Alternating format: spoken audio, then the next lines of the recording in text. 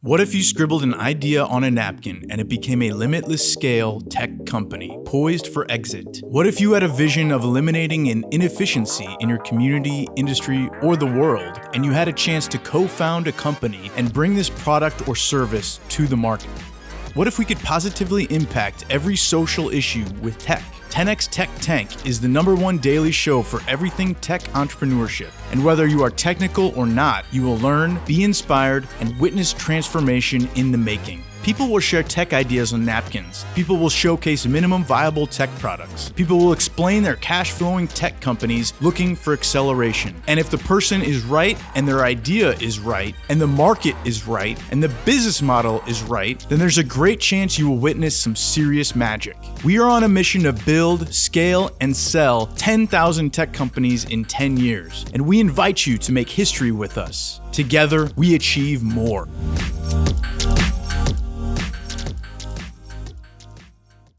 Welcome to 10x Tech Tank. My name is Jared Yellin, and we have a guest in the house today. What is your name? Where are you coming from, bro? And thank you for being here. Thank you so much. Please introduce yourself. Great to be here. So, guys, I'm Jonathan Foltz.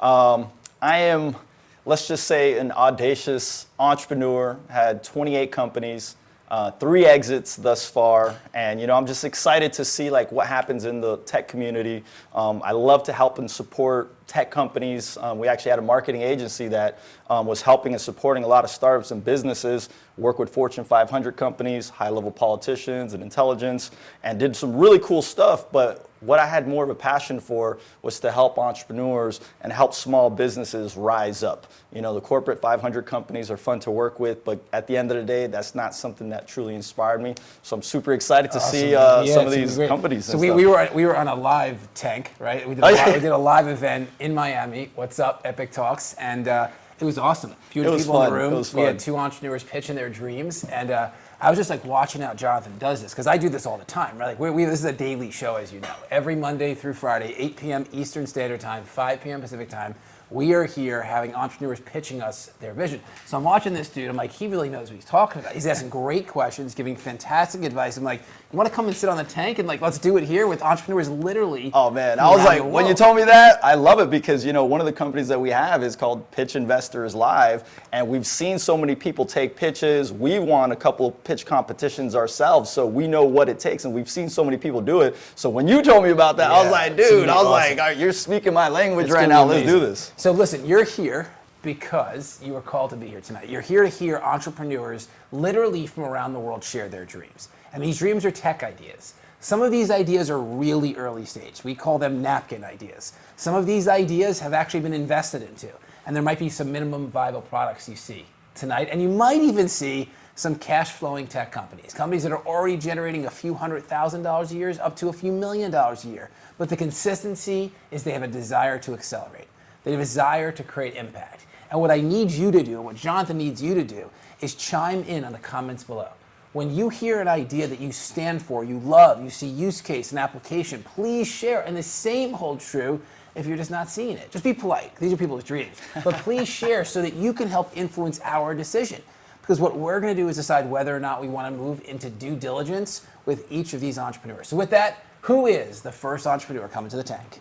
What if there was a simple business toolkit that got you paid by your clients, customers, and patients? What if you can set up your account in seconds and begin benefiting from all of the features in minutes? What if this entire platform is free? Business Toolkit is revolutionizing the way small businesses and sole proprietors are running their businesses by enabling you to manage your sales process from one platform from start to finish. Imagine canceling your expensive scheduling software, or discontinuing your clunky invoicing software, or eliminating your pricey task management software, and instead using one platform, your Business Toolkit, to drive your business forward. And don't forget, Business Toolkit is free.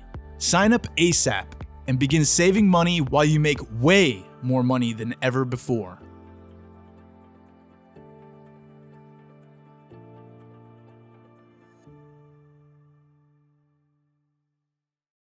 We are back in the tank with another entrepreneur. What is your name and where are you calling from? Good morning, 10X. Good morning, guys. My name is Steven Spunum. I am an economist and a doctor of business by education and a business strategist, and policy manager by profession. Awesome. Stephen, where are you calling from? I'm calling from Seattle.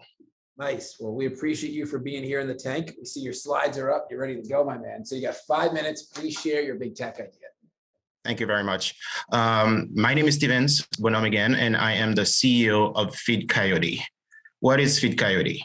Feed Coyote is a CRM and network platform for entrepreneurs, freelancers, and independent contractors using automation.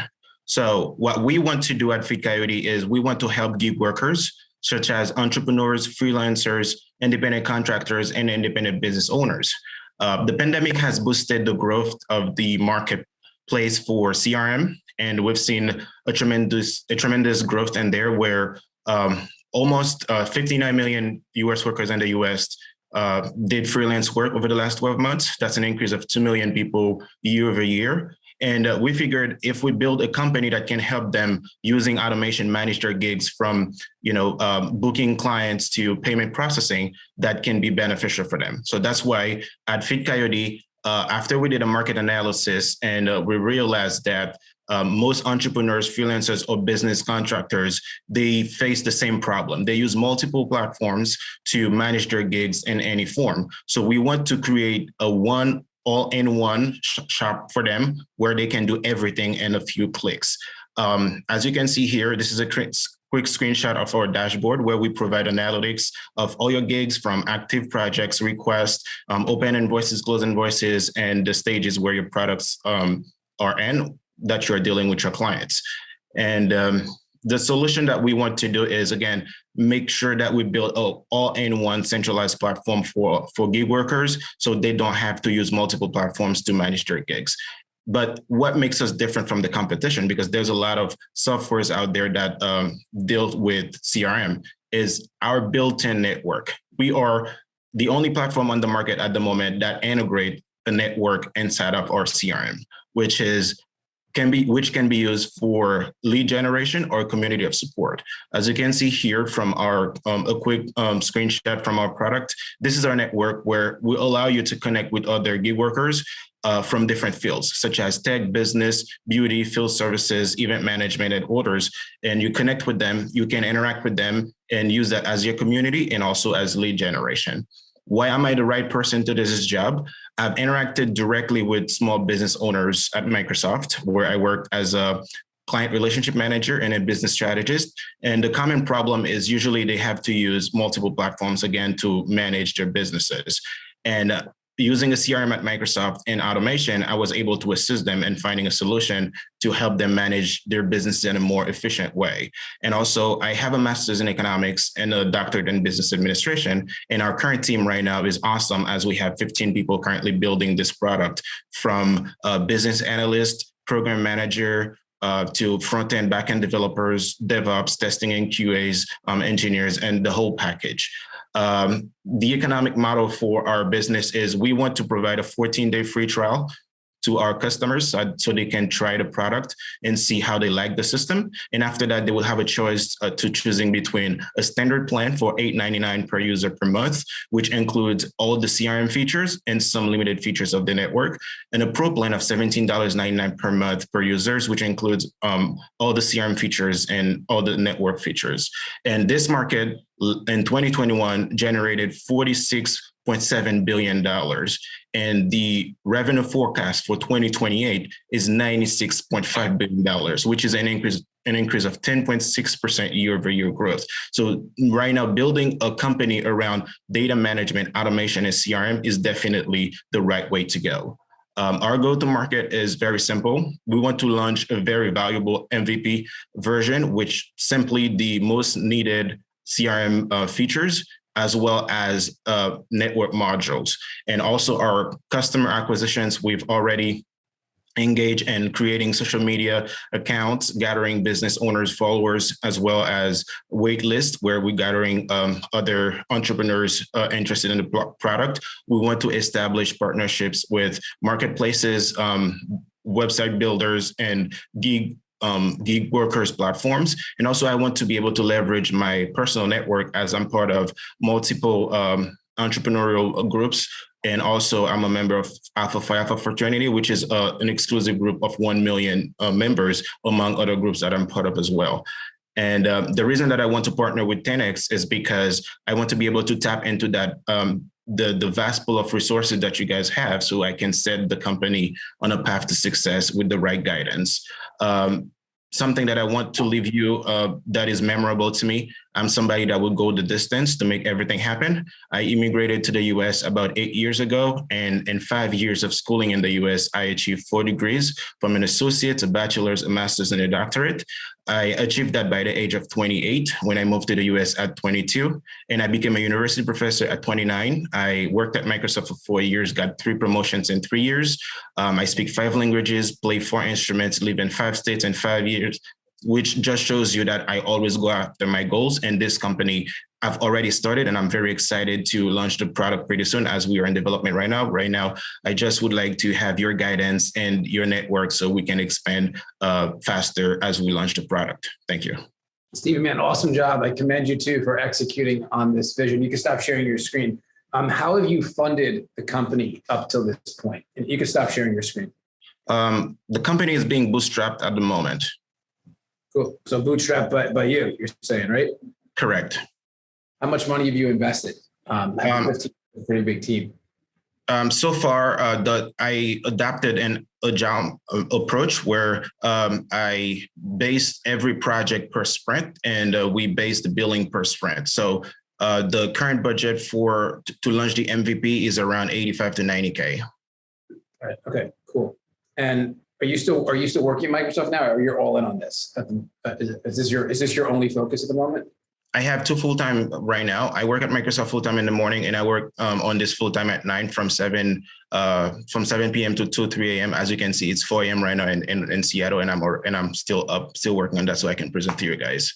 Definitely. I have one more question I'll turn over to you. So with regards to the platform, are you pulling data from these other gig platforms, or is it up to the gig worker to put the data in themselves? At the MVP level, we allow integrations where we allow you to connect with your existing stacks, such as Zoom, Google, Gmail, and Google Contact, Calendly, and e-signatures, all that. So we are creating a one-stop shop for you where you don't have to use multiple platforms. So all your existing accounts, you can just integrate them into our platform. It's more of like if someone's doing like Uber and DoorDash and they're on Upwork, are you pulling data from those platforms? So this is all centralized in your dashboard for that gig worker, or are they going to those platforms and putting their data inside of the platform? At the moment, we allow you to connect your existing accounts to them, but later on, we want to be able to immediately integrate that for you so we can take that away from you in terms of heavy duty work. Yeah, awesome. Okay, so a couple questions here. Want to know, first of all, do you have any amount of money? I heard the sprint that you need like 85, 90K for one of the sprints that you need here. Have you raised any money, even if it's from like friends and family thus far? And then second question to lead up to that, because these go very well together. Have you had anyone else come in for a potential partnership? Because, you know, a lot of investors, before they get in, they call it not wanting to get shot through the door, right? Like they don't want to be the person who lands and only be the other person. So usually when you land that first investor or you land that first investment, someone or that first partner, someone is going to be more prone to wanting to do business with you. So on those two fronts, have you done anything, or is there anything coming to fruition on those two subjects? Currently, I'm the only person bootstrapping the company, but I'm also in talk with interested and business-minded individuals. I've also applied to Y Combinator and Techstars to join their incubators, and pretty soon I'll be hearing back from them as well. Yeah. What's your skill? What's like you're super smart. Like that goes without question. But like, what's your singularity? So like this company's live, right? Like we have a product. It's time to go to market. Is your skill set going to be more behind the scenes, operationalizing things? Are you the voice in the face? Are you selling it? Are you the one that's going to be really focused on the product to ensure that we're always like really prioritizing the features that matter? What is your unique singularity? What are you best at? Yeah, at the moment, I pretty much assist on everything. I have technical acumen, although I'm not the coder. I work at Microsoft with existing CRM platforms, so I help the current team in terms of business logics, user journey, and all that. But my focus is primarily running the business side of the company since I have business technicalities. Well, and final question, then let's open up to the audience. So what's the specific need at this moment? Because you have 15 people on your team. Yeah. Obviously bootstrapping it yourself. So are you looking for an investor? Are you looking for either a bigger team or a different team? Are you looking for promotion, or is it some combination of all of the above? And speak into that. It will be a combination of all the above, but primarily fundraising and promotion so we can build the momentum around the platform when we launch. Cool. Awesome. Let's see what our audience thinks. So what are your thoughts on a CRM platform for the gig economy? Obviously, it's a booming industry. And one of the challenges that I've seen in the industry is that people are just still treating it like a hobby versus a career. And one of the things I've always said is if you want to treat anything like a career, you need to start integrating business technology into your hobby to turn it into a career. So what are your thoughts? Should we move forward with due diligence? What are you thinking? So first of all, I know CRMs are on an uptrend. A lot of investors are looking at these type of platforms and giving them very high valuations. So one of the big things here is like 100% your background is going to look really great. The two angles that I put, you do need someone at least even small, whether it's friends or family, put in a little bit of money. A lot of VCs that come out of Silicon Valley don't like to look at companies that don't have partnerships, or possibly someone that has a high level executive position in the company other than the founder. I think that would be a little bit easier with you with what you have here. So that looks like pretty interesting to me. Something that I would add to it, you have a freaking amazing story that is not being told. Okay, like you said it to a certain degree, like, hey, this is my background, but you need to start with that to really get the emotional pull out of the investors and people that you're going to bring into your company to enroll them. And I think that's a big one, but I'm definitely digging it. And by the way, I love the UI that you have on there. Super sexy. And one of the biggest mistakes that I see a lot of these tech entrepreneurs do. Amazing technology, great background, horrible UI. From what I saw, it's looking very sexy. So you did a really great job on that. Cool. Awesome. So I agree, Stephen. I really like you. I love your background. You're obviously very intelligent.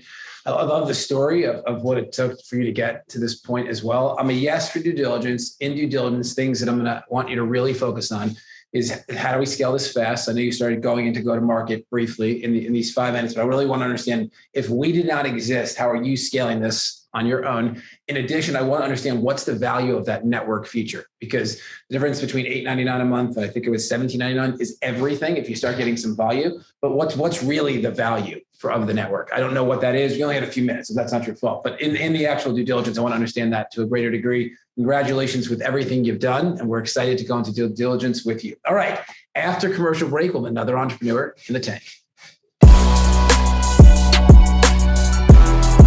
Blueprinted is the place where you can go in and put those steps in there and then be able to impact the world and monetize on that by having a marketplace in the community that we're developing for you in Blueprinted. So we've created the app for any expert to be able to come in and put their steps, their exact steps to success in our app and put it on a marketplace where people can go and buy their steps to any success.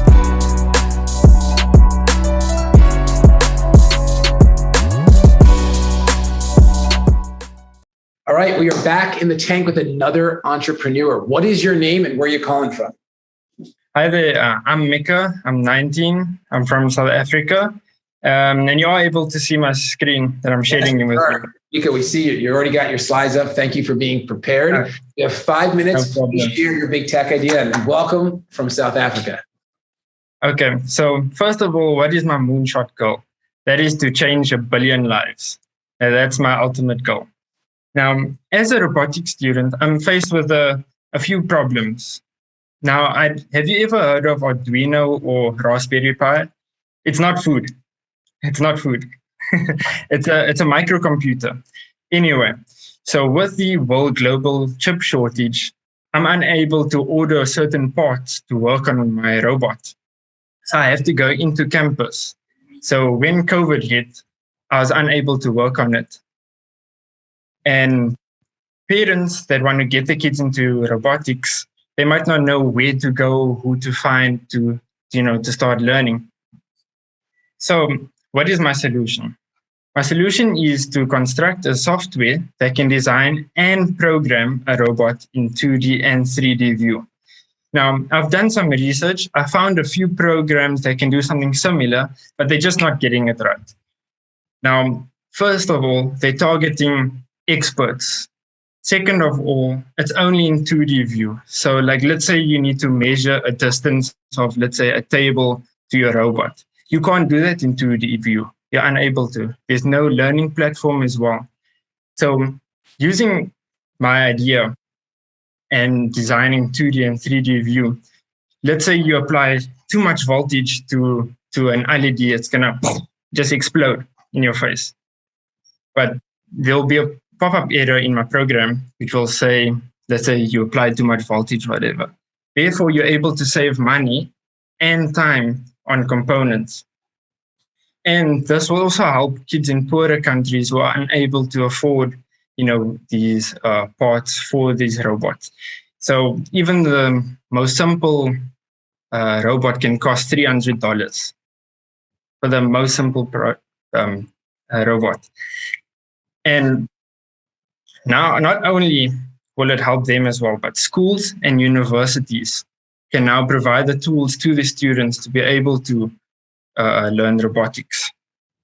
And inventors who want to come up with their own prototypes, they can design it, use it in 3D, and then they can send it as a file to a manufacturer to actually build a robot. So what is it going to look like? So in this screenshot, which I've got here, in the bottom right, it doesn't have to be a house. It can be an open world with objects to test sensors, or if you're going to fly a drone, whatever. And in the left bottom view, that is what it's going to look like when you're busy connecting all your wires, your power source, your microcomputer, and everything. And then the top left, that'll be when you actually build your robot.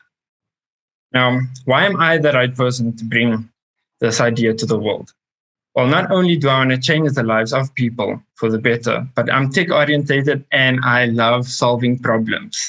That feeling you get just from solving a problem is unimaginable. So now, what is my economic model? So I'm thinking of doing like a subscription-based every month, one for a user that's going to need all the different components and features, and one for the first-time user, let's say someone that's getting into robotics or parents trying to get their child into robotics. They'll be restricted to certain components and a certain robot. And when they've completed that, they'll most likely want to step up their subscription to get more features and to do more with the program. So what is my go-to-market strategy? Have you ever heard of Mark Rober before? No. No. So he's a famous, he's a former NASA and Apple engineer, but now he's a YouTuber. So have you ever seen a prank on YouTube that he does to package thieves? So he builds a box, and then let's say package thieves come and steal the box. Next thing you know, the lids come flying off, glitter is spraying everywhere, fart spray is spraying on them, and you get this in 360-degree view on camera, which is super funny. But anyway, on Instagram, he's got about 760,000 followers. And on YouTube, he's got about 21.1 million subscribers. So he's got a big following. So I've actually been seeing recently, he's been pumping a lot of ads for his online courses. So if he can either use it in his courses or promote it in his courses, that will help a lot. Approaching schools and universities will be a big change, and running ads on Facebook and Instagram. So now the question is, why is 10x Incubator the perfect partner for me? Well, not only does 10x Incubator have the resources and experience, but Jared, I know you've gone through the same situation where you've had an idea, you don't know what to do, and it became very costly for you when you were outsourcing that software firm. So that is my tech idea. You guys can ask questions. Awesome, cool, great job. You can stop sharing your screen now. So question for you. So you mentioned that there's other other platforms that do this right now, they're just not doing it well, right? Is there an overall feasibility challenge? I'm going to lean on you for your expertise here. So I know nothing about robotics whatsoever. So when we found companies, we don't need to know about robotics. You do, right? If we look for founders who are experts on the problems they're looking to solve, is there like a true feasibility challenge to having some software solution design the robotic, or is it just there has been no one that has done it right? So speak into the feasibility of this. Yeah. So they've only done it in 2D and they have never done a 3D simulation. So you can actually see a robot. So for instance, so you'll actually let's say, see a robot in 3D. You can only see in 2D. There is one program which does simulation in 2D, but how does it work if with measuring distance, if everything's 2D? You can't get objects like a table, whatever, and there's no learning platform on there. So let's say getting links to how this work or why you got this error or for why that component could be damaged, etc., stuff like that. How big is the market for this? So when you think about the size of the market, how large are we talking? How many people like you exist that are going to want to use a platform like this to build 2D and 3D robotic projects? I would say millions. I would say millions, because in today's age, everything is technology now: AI, machine learning, and robotics and automation. So that's the way of the world. Cool. What do you got, man? All right. So one of the first things, and I don't know if this could be a little bit of the culture gap, but I had a hard time kind of figuring out what you wanted to do. So correct me if I'm wrong here. So what you want to do is that you want to bring from 2-dimensional to 3-dimensional for potential engineers and robotics majors and, students and everything like that, to be able to build in a more seamless way because it's 3-dimensional. So it's easier. Is that correct? Yes. But in my program, I wanted to have 2D as well. So you can actually connect the wires, and 3D. So you can actually see what you're working with, see how it operates in the real world. And it's not only just for experts and university students, but it can also be for kids who's also starting out, or if the parents want to see if the kids are interested in robotics. Well, 100%, I'm going to say that this is a leading field right now throughout the world, and actually, especially China, believe it or not. There's actually there's a few viral videos on this. It's funny that you're saying about them doing the viral videos in China. Check this out. You're going to like this because this is one of the biggest marketplaces probably for this. They're actually changing the algorithms, TikTok and some of the social networks that they have there, WeChat and such, to help get engineers, robotics majors, people in AI. They're giving basically likes and all the algorithm pushing the viewership in that direction. Yeah.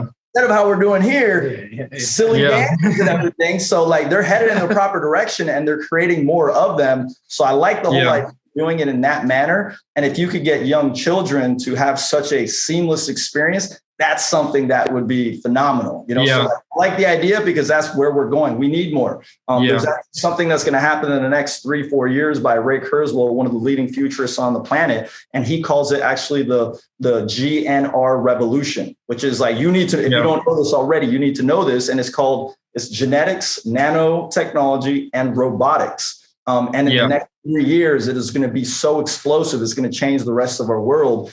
So you're heading in the proper direction. But one quick question that I have for you: how long have you actually had this idea to actually go in this direction? How long has it been, and how long have you been working on this? Probably about a month. Because where it really sparked in me is when in December, so the holiday time here in South Africa, I actually wanted to keep working because I was ahead of schedule. But because the campus closed down, I was unable to work on the robot there, and I was unable to buy the parts for it because of the global chip shortage. So components are out of stock. So that was actually my question, right? So there obviously is the global chip shortage. So this doesn't solve that, but this allows you to still progress, right? Because you're going to create these 3D models on the platform. Yeah, that's the solution here. It's just allowing you to still create progress. It's not solving the chip shortage. Am I right? Yeah, but it will also save money because let's say you accidentally damage a component, you're saving time and money. Yeah, that's because good. components don't come cheap as well. Yeah, that's a It really good seems point. like, you know what it seems like too? Like what I heard from that is it's like a threat analysis. So it's like, hey, let's not go and mess up a whole bunch of robotics. Quite expenses, as you're basically telling us. And this is a threat analysis to make sure you do it right without wasting chips and potential different things. Mike is freaking 19 years old. 19 years old. Mike. Freaking love it, bro. All right, let's see what our audience think. What are your thoughts? Should we move forward with Micka into diligence? What do you think, man? All right. So obviously the reason I asked, how long you've been doing it, because I knew you were pretty new to it. And it's definitely an audacious mission that you have here. 100% what you said is correct. Like there's a huge chip shortage right now. I'm talking about people are paying ridiculous amount of chips, money for chips. There was actually a company that went outbid Apple for their Apple AirPods. And that's why they had all that huge problem. So it's called chip wars. So 100%, that's a huge one. Robotics is going to be huge as itself. We just need some more time to nurture the idea, the story, making yourself a pitch deck. I mean, you've only been doing it for about a month now, but you also have to make a decision. Do you really want to go in this direction? I mean, you're 19 years old. And by the way, for some reason, what I'm seeing a lot more these days, guys, is these young entrepreneurs are so audacious. And because they're so brand new to everything and this new technological revolution, they tend to do better. So it's like, I love to see young entrepreneurs like yourself doing something like this that is so audaciously looking to make something and a dent in the whole fabric of our society. So I love that. We are just a little bit early and you need to nurture the story, why you're doing it. And very important, you have to be very clear with exactly what you're doing and what you're solving. I think that's like a huge component there. Totally, yeah. So I'll tell you, I remember when I was 19, I remember thinking to myself, there's nothing that I can't do. And there's such beauty to that, right? Being naive to possibility is so huge. And then there's this thing called wisdom that kicks in. And then wisdom helps create direction and makes it easier to make decisions. It just takes time to gain wisdom. I love the naive aspect though, where you're like a billion lives and you're not even questioning that. So I so stand for the certainty when you share that statement. I'm a yes to go through the process with you. When you go into due diligence, we're going to really start hitting on 4 key areas, just so you come prepared. If for everybody watching, this is what happens in due diligence. So the first thing is we want to make sure that you're the right person. So within the space of right person, you need to be the expert in the problem you're solving. We're going to ask a ton of questions to ensure that you have the knowledge to really pull this thing off. There's a whole other variety of criteria as well. The next thing is we want to make sure the idea is right. So we want to make sure that it's technologically viable within a realistic time frame. So you're going to notice that our chief product officer ask a lot of questions on just overall viability. What kind of functionality is needed at this stage of evolution? The third thing is the market. So I asked you before, how big is the market? I would encourage you to do even more research on the market. What is the market willing to pay for a solution like this? What are they paying currently for these subpar solutions? And then finally, what is the business model? Let's dig into the business model so we can see, is this going to become financially viable? I'm a yes to go into due diligence. I encourage you to, you spend 1 month thinking about it, in the next 2 days, spend 6 months thinking about it. Go really deep into this so that when you show up in due diligence, you're fully prepared. But congratulations, you're very impressive. All right, after commercial break, we'll have another entrepreneur in the tank. What if you knew about Instagram or Slack or Clubhouse when the company was raising a friends and family round at $10,000 per person? What if you were able to see all the tech companies that Grant Cardone and Jared Yellin have co-founded in one place and invest in any that excite you? What if you were able to expand your portfolio into early stage tech companies with extraordinary founders and teams?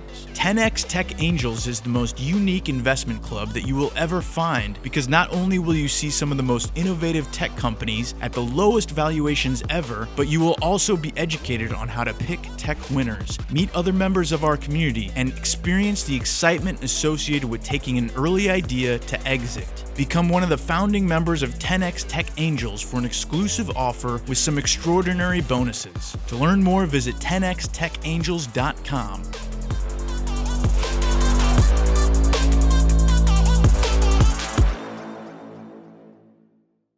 All right, man, there we have it.